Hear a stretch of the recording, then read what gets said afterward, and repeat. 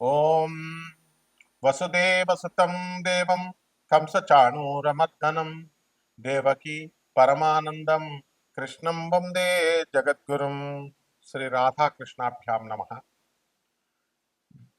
ధ్యాయేత్ పద్మాసనస్థాం వికసితవదనాం పద్మపత్రాయతాక్షీం హేమాభాం పీతవస్త్రాం కరకలతల సద్ధేమ పద్మాం వరాంగీం సర్వాలంకారయుక్తాం సకలమభయదాం భక్తనమ్రాం భవానీ శ్రీవిద్యాం శాంతమూర్తిం సకల సునృతాం సర్వసంపత్ప్రదాత్రీం. ఓం శ్రీ దుర్గామల్లీశ్వరాభ్యాం నమః. పూర్వజన్మల్లో మనం కర్మల్ని, తర్వాత మనం ఏ జన్మ ఎత్తాము, మనం ఏ కర్మల్ని చేయడం వల్ల ఈ జన్మలో సుఖాలను పొందుతున్నాము, కష్టాలను పొందుతున్నాము, దానికి తెలియపరిచేదే మనకి ఈ వీడియో. పూర్వజన్మ కృతం పాపం రోగ రూపేణ పీడిత. మనం పూర్వజన్మల్లో చేసుకున్నటువంటి కర్మ పాపాలు మనకి ఈ జన్మలో రోగాల రూపంలో మనల్ని పీడిస్తాయి అని శాస్త్రం చెప్తోంది.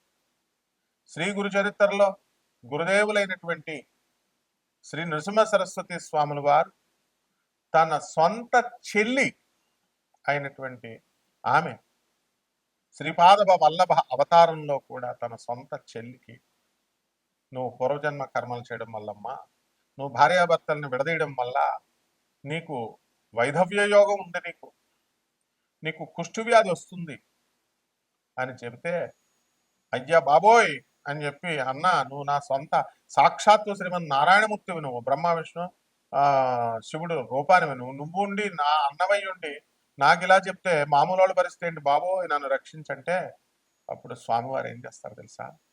సరే, నువ్వు నా చెల్లిగా పుట్టినందుకు గాను నేను ఈ యవ్వనం అంతా కూడా నువ్వు మామూలుగా ఉంచుతావు. యవ్వనం అయిపోయిన తర్వాత నీకు కుష్టు వ్యాధి వస్తుంది. అయితే అన్న దాన్ని కూడా నివారించడం ఎలాగా అంటే, గురువారం నాడు అమావాస్య తిథిలో అష్టతీర్థాలలో స్నానం చేయి భీమ అమరజానది సంగమం, అంటే గానగాపుర క్షేత్రంలో అని చెప్పారు. అక్కడ పాపనాశ తీర్థం అని మనందరికీ తెలిసిందే. ఆ తీర్థంలో స్నానం చేస్తే ఆయన చెల్లెలికి ఏమైందండి? కుష్టు రోగం నుంచి విముక్తురాలైంది. ఇది ఎలా సాధ్యమైంది? జగద్గురువులైనటువంటి నరసింహ సరస్వతి స్వాముల వారు శరణు పొందింది కాబట్టి. మనం ఎవరు శరణు పొందుతున్నా, జగద్గురువులు చెప్పినటువంటి గురు చరిత్రలో ఉన్నటువంటివన్నీ కూడా మనము చాలా జాగ్రత్తగా చదవాలి, అర్థం చేసుకోవాలి, అది పిక్చరైజేషన్ చేసుకోవాలి. అని నరసింహ సరస్వతి స్వామి వారు ఆయన ఇంకా ఇప్పటికీ ఉన్నారు, నిత్య నివాసి ఆయన గానగాపురంలో. కాబట్టి ఆయన రోజు భిక్షకు వస్తారు. అరే నేను ఉన్నానురా మొగుడా అంటే మనము ఆయన్ని ఎంత భక్తి ప్రపత్తులతో మనం పూజించుకోవాలి. అలా పూజించేటటువంటి వాళ్ళ యొక్క కర్మని స్వామివారు ఇలా ఎడం చేత్తో తొలగించేస్తారు. Under the special discretion powers of the Jagadguru status, I, the Lord Nrsimha Saraswati dismisses the bad karmic actions అని ఒక్క మాటతో నల్లిఫై చేసేస్తాడు. కాబట్టి ఈ పూర్వజన్మలనేటటువంటివి ఖచ్చితంగా మనకి కేతువు సూచిస్తాడు. నాకు ఒక క్లయింట్ ఫోన్ చేశాడు, గురువు గారండి నాకు అర్ధాష్టమ కేతు ఉన్నాడు, నాకు ఎప్పుడు కూడా, ఆయన ఫారెన్లో ఉంటున్నాడు, నాకు ఎప్పుడు కూడా పూర్వజన్మలు గుర్తొస్తూ ఉంటాయి. నాకు కేతు టైంలో నేను ఎవరికండి ఈ కూర్మంలో ఉన్నటువంటి ఆశ్రమం కడుతున్నారు కదా ఇస్కాన్ వాళ్ళు, వాళ్ళకి నేను 4 లక్షలు ఇచ్చానండి ఒకసారి ఫోన్ చేసి, మళ్ళీ ఇంకొకసారి అడిగితే 3 లక్షలు ఇచ్చానండి. ఇలా వాళ్ళు ఆయన చెప్పుకుంటూ వచ్చాడు. నాకు 4-3 ఈ నెంబర్సే నా లైఫ్లో వస్తున్నాయండి. అతను చెప్పింది వాస్తవం. కారణం ఏంటో తెలుసా? మన జీవితంలో కొన్ని నెంబర్స్ వస్తూ ఉంటాయి. నెంబర్స్ రూపంలో ప్రతి మనిషి జీవితంలో కూడా కొన్ని నెంబర్లు మన జీవితంలో వస్తూ ఉంటాయి. అతని అబ్జర్వేషన్ కరెక్ట్. 4-3 కేతు.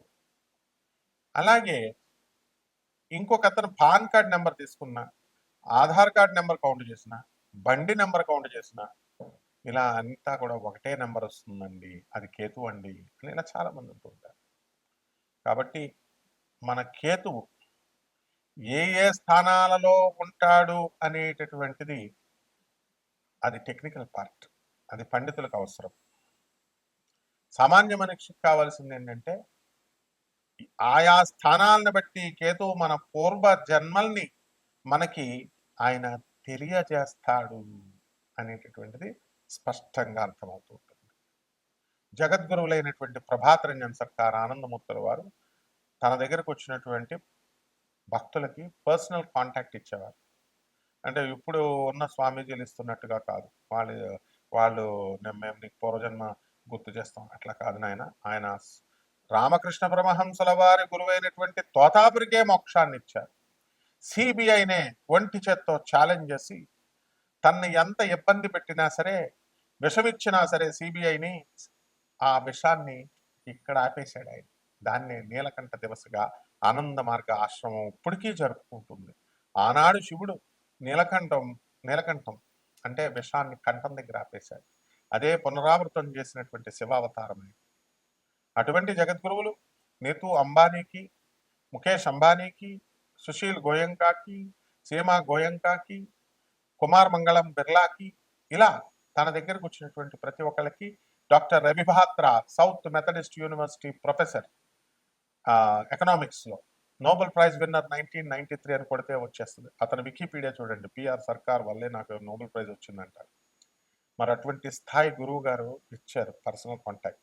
అలాగే పరమహంస యోగానందుల వారి గురువైనటువంటి యుక్తేశ్వర్ బాబాజీ, వారి గురువైనటువంటి లహరి మహాశయుడికి ఆయన గురువైనటువంటి మహావతార్ బాబాజీ రాణిఖేట్లో అన్ ఆటోబయోగ్రఫీ ఆఫ్ యోగి అని చదవండి, ఒక యోగి ఆత్మకథ. అందులో ఆ మహావతార్ బాబాజీ లహరి మహాశయుడికి ఇలా ముట్టుకుంటే పూర్వజన్మ స్మృతి వచ్చింది.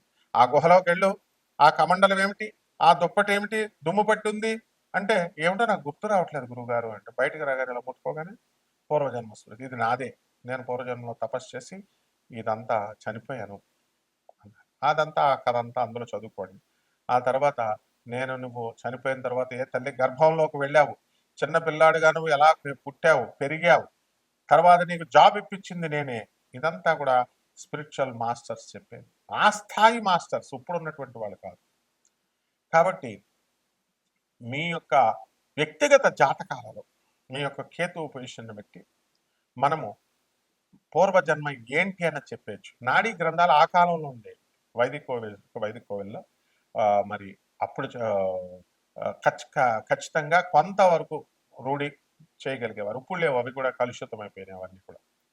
అది వైదీశ్వర కోవిల్ అవని, ఎక్కడన్నా అవనియండి, మీ పేర్లు అడుగుతారు, మీ మొదటి అక్షరం అడుగుతారు, మీ తల్లిదండ్రులు ఎవరు, మీ రాముల వారి పేర్లలోనా, మీ అమ్మ పేర్లు లక్ష్మీదేవి పేర్లలో ఉంది, నలుగురా ముగ్గురా అన్నదమ్ములు మీరు, ఇద్దరా, ఒక తాళపత్ర గ్రంథంలో ఆకులో ఇలా ఉంది, ఇంకొక ఆకులో ఇలా ఉంది అని ఇలా చెప్తూ ఉంటారు. ర్యాండమ్గా ప్రాబబుల్గా వాళ్ళు ఏం చేస్తారంటే they will think over and వాళ్ళు అంచనా వేస్తారు, they will imagine and they will tell something. So ఇట్లాంటివి కాదు నేను చెప్పినటువంటి ప్రభాత్ రంజన్ సర్కార్ ఆనందమూర్తి గారు, రమణ మహర్షుల వారు, స్వామి వివేకానంద, రామకృష్ణ పరమహంస, మహావతార్ బాబాజీ, లారీ మాస్టర్, వాడికి మన స్పిరిచువల్ మాస్టర్స్ వాళ్ళు వెంటనే మనకి మన పూర్వజన్మ ఏంటనేది వాళ్ళు చెప్పేవారు. కాబట్టి ఖచ్చితంగా కేతు 12 ఉన్నటువంటి వాళ్ళందరికీ కూడా ఇది ఆఖరి జన్మ, మళ్ళీ జన్మ లేదు మనందరికీ కూడా అటువంటి వాళ్ళకి.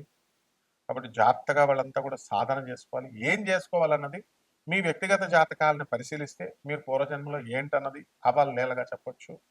దానికోసం మీరు మాకు ఫోన్ చేయండి, బర్త్ డీటెయిల్స్ ఇవ్వండి, తర్వాత టైమింగ్ పెట్టండి, ఆ తర్వాత మా యుఎస్ఏ నెంబర్ ఇవ్వడం జరిగింది, అలాగే ఇండియా నెంబర్ ఇవ్వడం జరిగింది.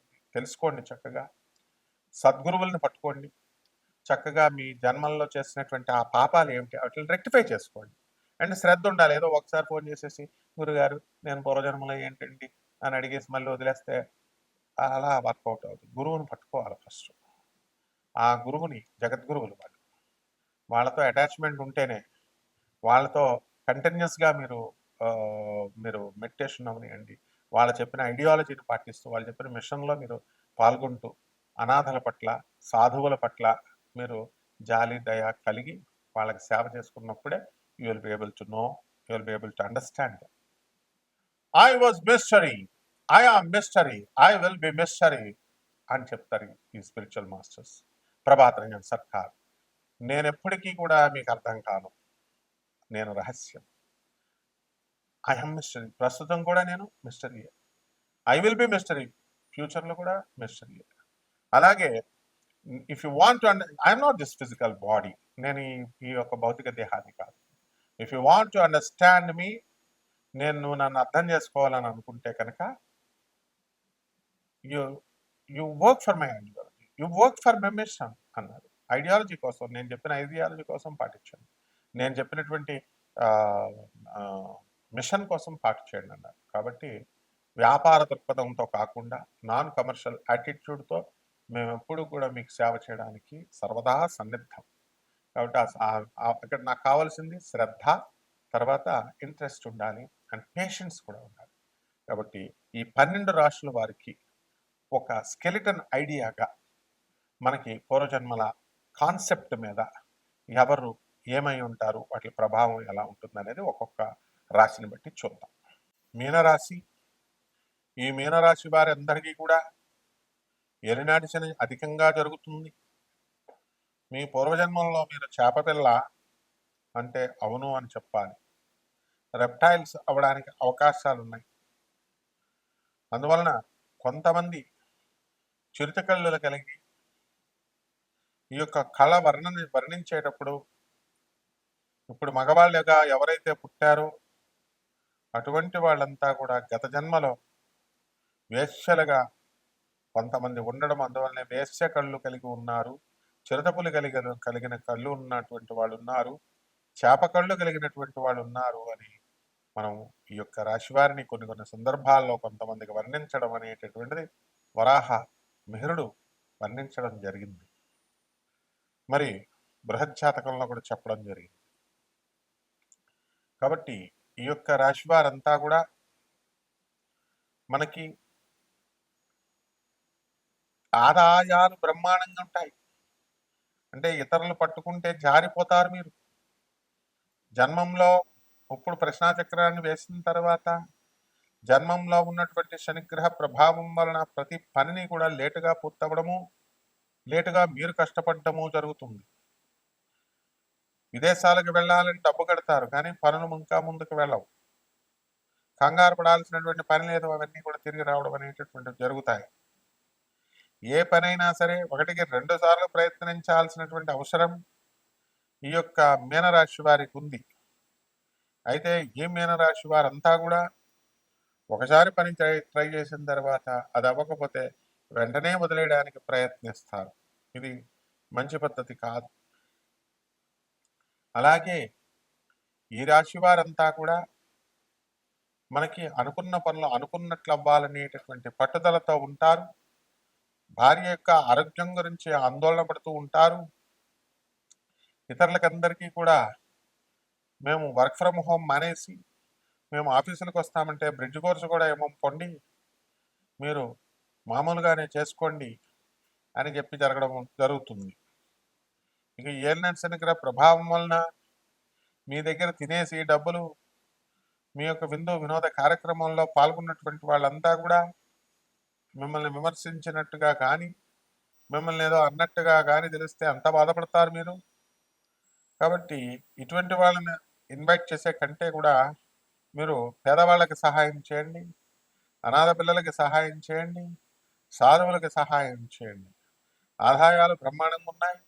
Revenue, commercial tax, income tax డిపార్ట్మెంట్స్లో ఉన్నటువంటి వాళ్ళకి ప్రమోషన్స్ రావడానికి అవకాశాలు ఉన్నాయి. ఆర్మీలో ఉన్నటువంటి వాళ్ళకి మీరు కోరుకున్న చోట్లకి మీకు రావు. అలాగే షష్ఠ స్థితిగతుడైనటువంటి కేతుగ్రహ ప్రభావం వలన మీ పూర్వజన్మలో మీరు చేసినటువంటి పుణ్యాలు ఇప్పుడు మీకు ఆరోగ్య రూపంలో వస్తాయి. విదేశాల్లో కూడా మీరు కోరుకున్నటువంటి పనులన్నీ కూడా సాధించడం జరుగుతుంది. ఇక పరిహారాల దగ్గరికి వచ్చేసరికి ఏలినాటి శని కాబట్టి శని జపం చేయండి, శని స్తోత్రాలు చదవండి, శనికి కిలోంపావు నల్లని వస్త్రాన్ని ఇచ్చి వేద బ్రహ్మలకి శనివారం నాడు 8 గంటలకి దానం చేసుకోండి. దశ మహావిద్యల్లో ఒకటైనటువంటి మహాకాళి అమ్మవారి యొక్క హోమాన్ని లేదా మంత్ర జపాన్ని, సాధనని మీ ఇళ్లలో జరిపించుకోండి. ఇంకా మీకు ఏమైనా డైరెక్ట్గా సందేహాలు ఉంటే నాకు డైరెక్ట్గా కాల్ చేయొచ్చు. శుభమస్తు.